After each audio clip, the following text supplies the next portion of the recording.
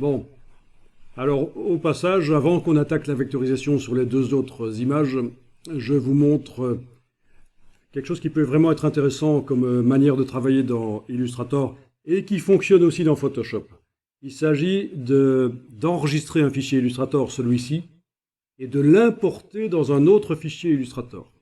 Vous allez voir que c'est très intéressant. Et si je vous compare ça avec Photoshop, c'est que dans Photoshop, j'ai aussi la possibilité d'importer dans Photoshop, dans un fichier Photoshop, je peux importer un autre fichier Photoshop. Et ça va permettre de faire des choses très complexes, malgré que l'ordinateur n'est pas extrêmement puissant. Vous allez comprendre le principe. On va recadrer autour de la crème glacée avec l'outil de recadrage. Enfin, l'outil, pas de recadrage, l'outil de plan de travail. Outil plan de travail. N'essayez pas d'aller contre exactement. Hein. Il s'agit pas de... Il s'agit juste de recadrer un peu comme ça, voilà.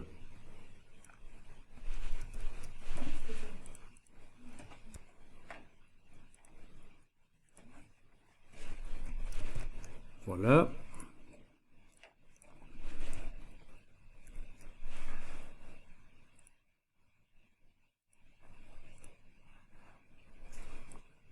Bien. Vous l'avez enregistré sous un certain nom. Vous n'allez plus changer ce nom. Parce qu'en fait, on va utiliser ce fichier dans d'autres fichiers, et si vous changez le nom en modifiant sur le disque dur, ça ne va pas marcher. Donc à partir de maintenant, on se dit on ne change plus le nom.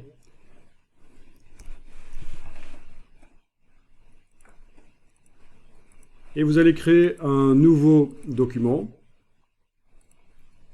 Voilà. Pourquoi pas format A3 vertical de type RVB. Oui, nouveau document. Fichier nouveau document A3 vertical, couleur RVB tant qu'à faire pour avoir des couleurs saturées. Et voilà, le nouveau document format A3.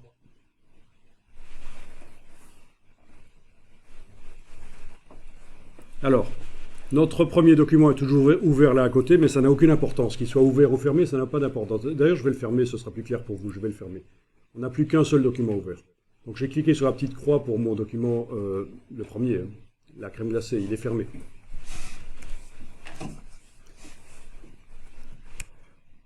Et alors, vous allez, plutôt que de faire un copier-coller de la crème glacée vectorielle sur ce document-ci, vous allez l'importer.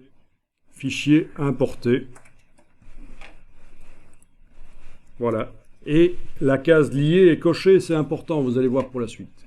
Donc, fichier importé. Vous allez chercher votre document Illustrator là. Vous faites un clic et glisser. Et voilà, c'est la crème glacée. Mais c'est comme une image. C'est un document Illustrator, mais il apparaît dans ce document Illustrator-ci, il apparaît comme une image. Et il est bien entouré de transparence. Si on demande affichage, afficher de lamier de transparence, c'est bien entouré de transparence. Donc c'est intéressant de voir qu'on peut imbriquer des documents les uns dans les autres.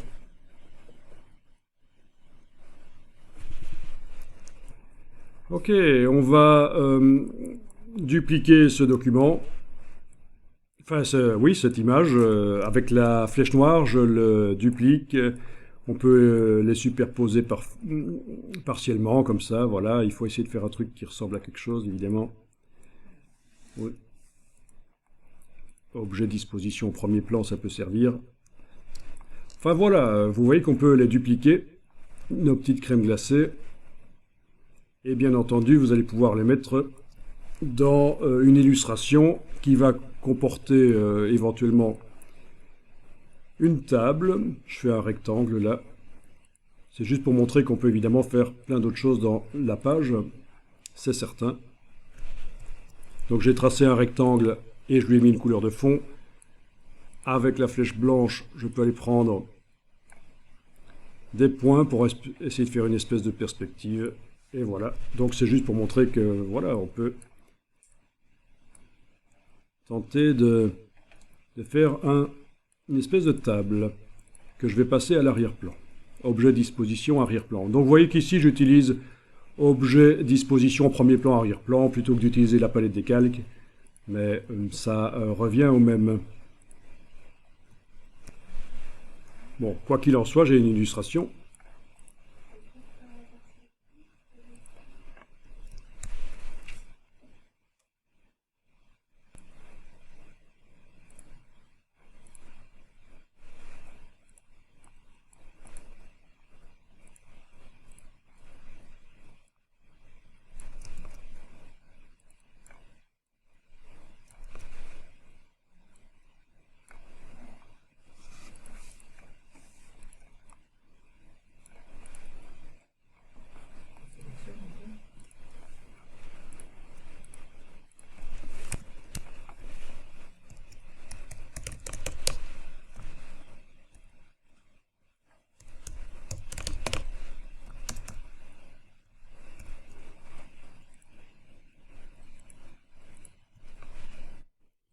Ok, on va ouvrir l'image originale de la crème glacée. Il y a deux manières de le faire, fichier ouvrir, si vous connaissez encore son nom.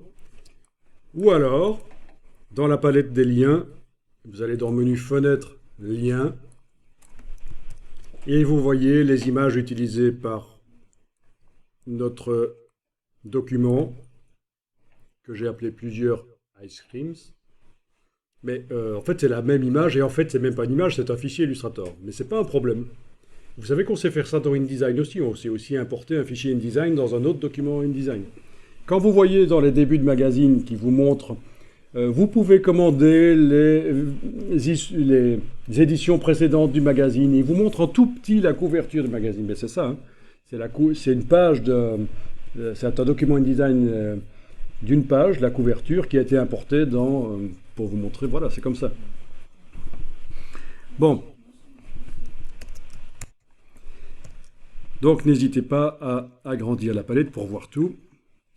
Alors, eh bien, on va demander, en ayant n'importe lequel qui est activé, on va aller demander modifier l'original. Et si c'est quelque chose qui a été créé dans Photoshop, ça s'ouvrira dans Photoshop. Si ça vient de Illustrator, ça devrait s'ouvrir dans Illustrator.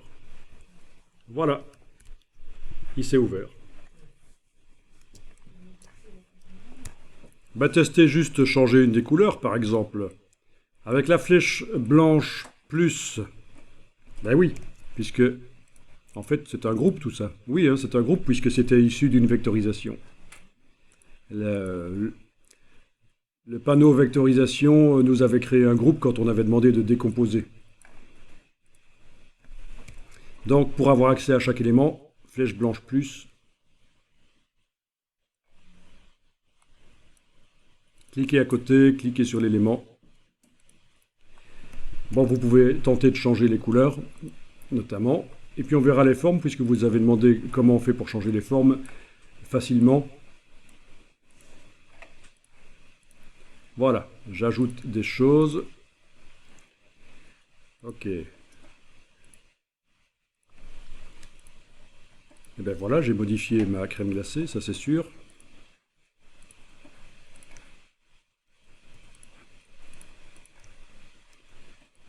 Je fais fichier enregistrer quand c'est modifié. Je vais dans l'autre document qui contient ces ice cream.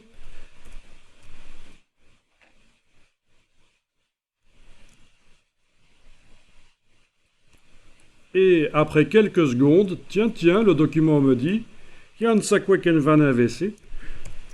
il y a le fichier utilisé là qui a été modifié sur disque dur. Voulez-vous mettre à jour maintenant? Ben, j'ai dit oui. Allez, Valé. Et ben voilà. Intéressant ça, hein? Alors, si ça s'est fait directement, c'est parce que sans doute hier tu n'étais pas là et on avait remis à zéro Illustrator pour se débarrasser de toutes les modifications apportées par les utilisateurs précédents. Et apparemment, sur ton ordinateur, l'utilisateur précédent a enclenché une fonction qui fait la mise à jour automatique, ce qui est sympa. Je vous montre où c'est, hein. Comme ça vous ne verrez plus le message, la mise à jour est automatique. Oui, pourquoi pas, ça peut être intéressant. Alors on y va, dans le menu Édition, Préférences. Vous allez jusque gestion des fichiers. Édition, préférences, gestion des fichiers. Ici, vous avez l'option mettre à jour les liens. Il est possible que chez toi, il soit indiqué automatiquement.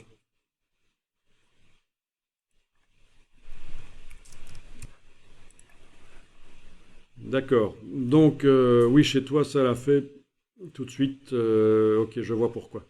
Enfin, de toute façon, faites ça. Tous, mettez automatiquement.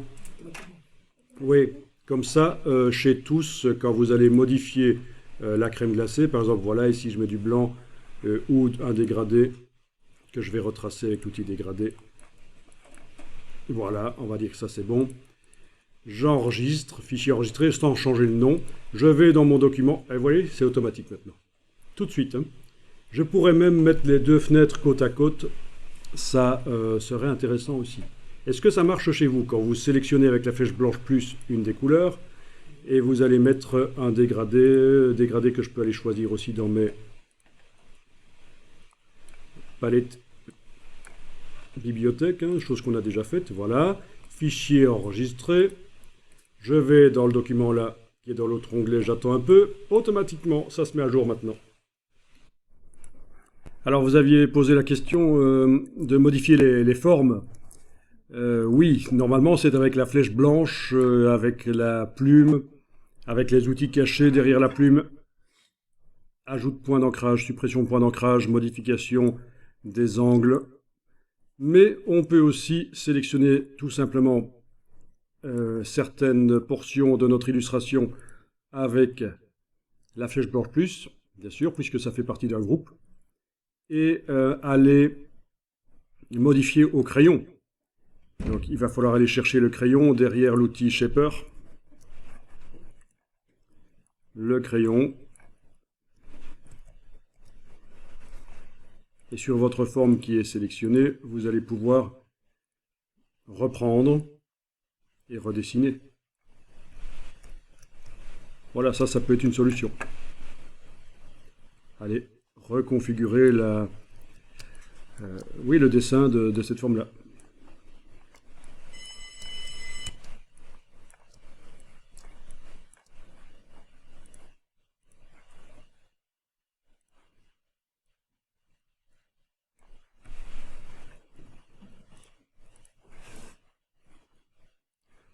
Pour commencer, c'est pas mal, quoi. Avant d'étudier vraiment le fonctionnement de la plume, ça peut être une bonne solution.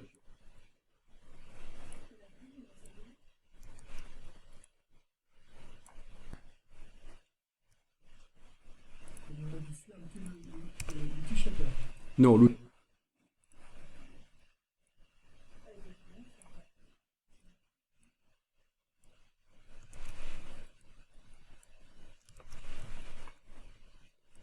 Donc parfois ça foire, il faut parfois faire un CTRL-Z bien sûr avec le crayon pour annuler la dernière chose qu'on a faite et qui ne marche pas. Voilà, voilà.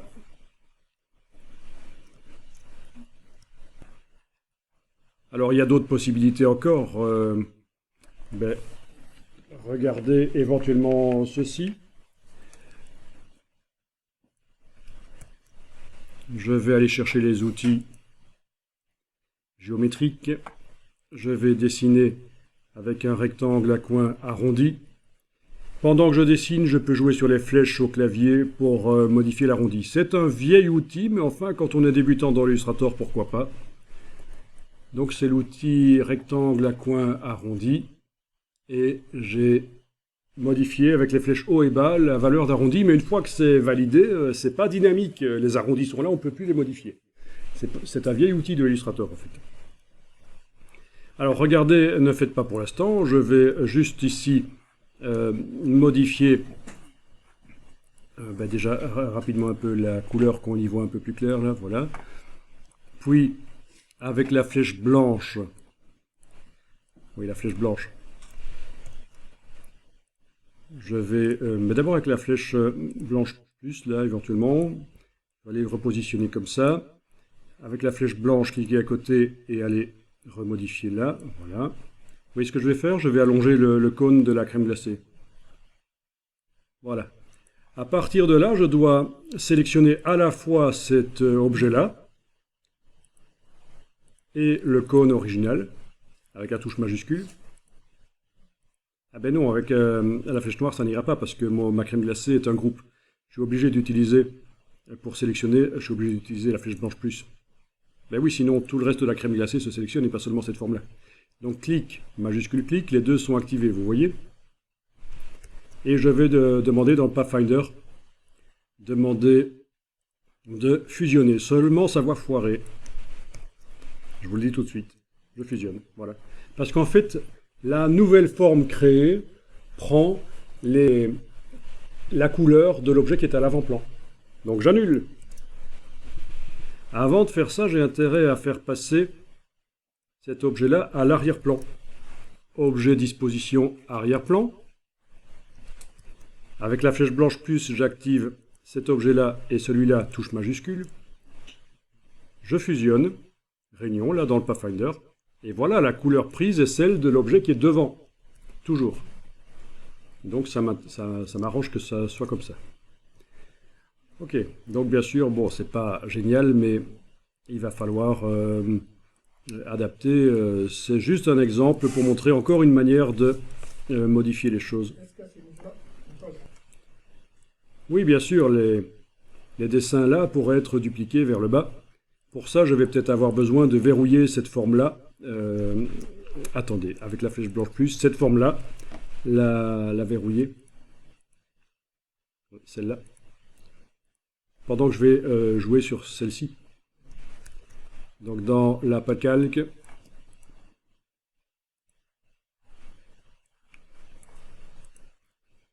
je repère quel est l'objet sélectionné, avec son petit carré bleu là. Je le verrouille, avec la case ici.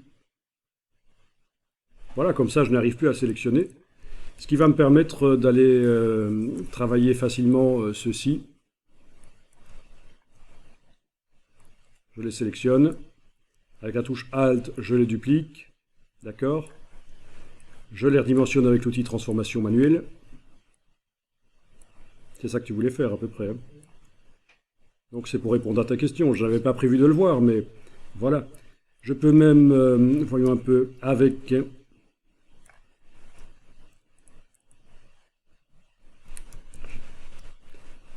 Je vais un peu en arrière là parce que j'avais désélectionné. Voilà. Quand l'outil transformation manuelle est activé, vous avez aussi les outils, vous avez vu, pour faire de la torsion si vous voulez. Pour l'instant, on a utilisé celui-là. Hein. Quand on active cet outil-là, on a accès à ça. Et notamment celui-ci, qui va me permettre d'aller faire de la perspective. Voilà.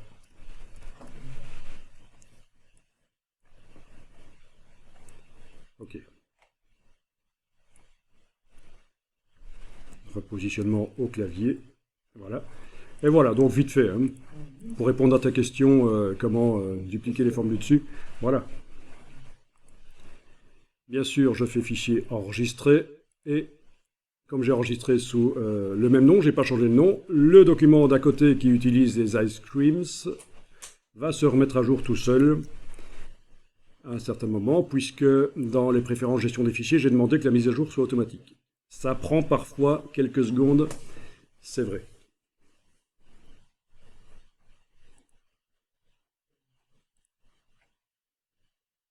Qu'est-ce qu'il me dit? Ah, les voilà. Alors, vous voyez, le dessus de l'ice cream et le dessous sont coupés. Ben oui, c'est logique, hein, parce que j'ai oublié un détail ici. J'ai oublié d'agrandir le plan de travail, parce que j'ai agrandi mon objet, mais le plan de travail le coupe. Outil plan de travail, j'agrandis. Franchement, avec tout ce qu'on a vu cette semaine-ci, vous êtes quand même paré pour vous amuser dans Illustrator. Hein. Alors, fichier enregistré. Je reviens dans le document ici, j'attends un peu et ça devrait aller. Voilà, c'est bon. Nickel.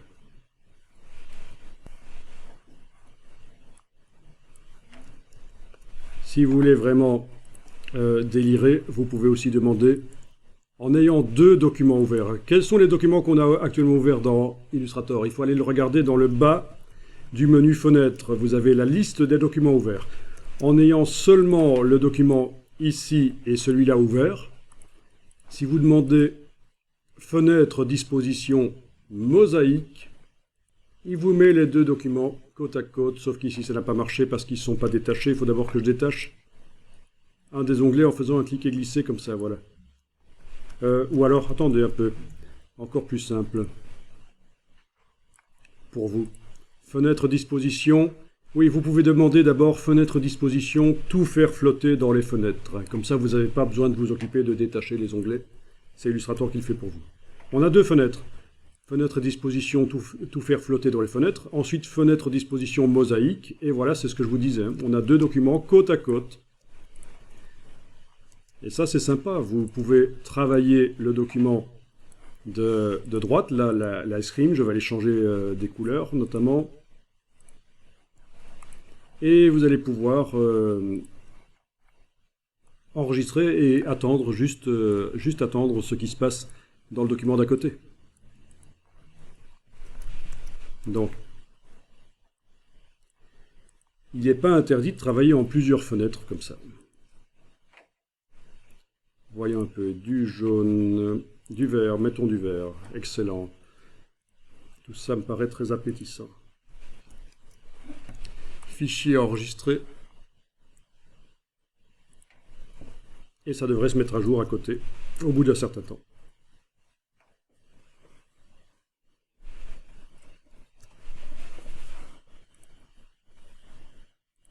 Bien entendu, en attendant que ça se mette à jour, j'ai la possibilité de... Tiens, voilà. En attendant que ça se mette à jour, j'ai la possibilité de continuer à travailler à côté, à droite. Hein. Ok. C'est pas interdit de faire comme ça.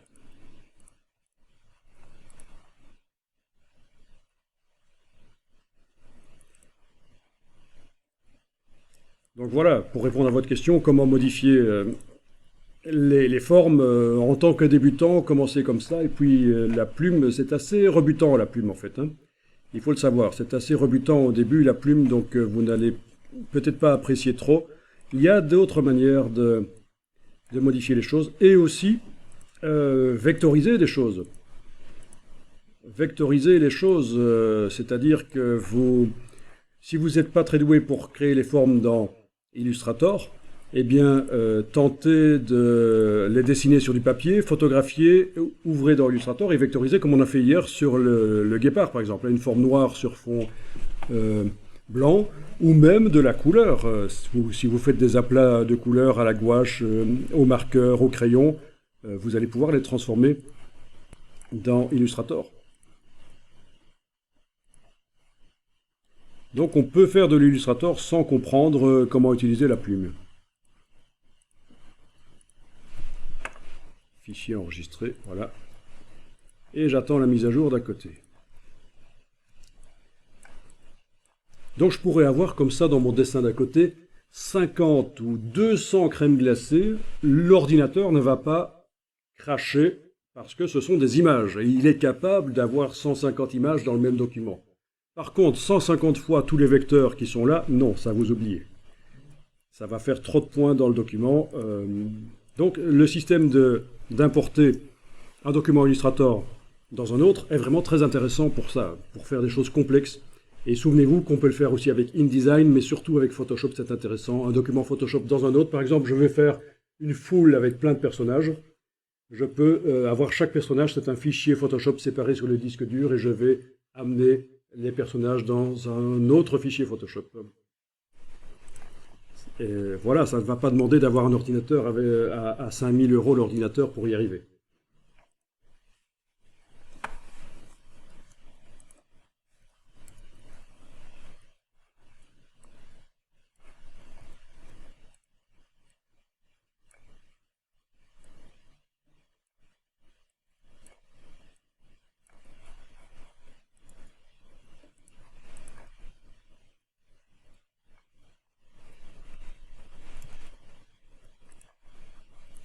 Ok, vous allez pouvoir fermer les documents et on va en créer un nouveau pour étudier la vectorisation d'une image pixel en couleur, chose qu'on n'a jamais faite. On a fait la vectorisation d'une image pixel noir et blanc, mais pas en couleur.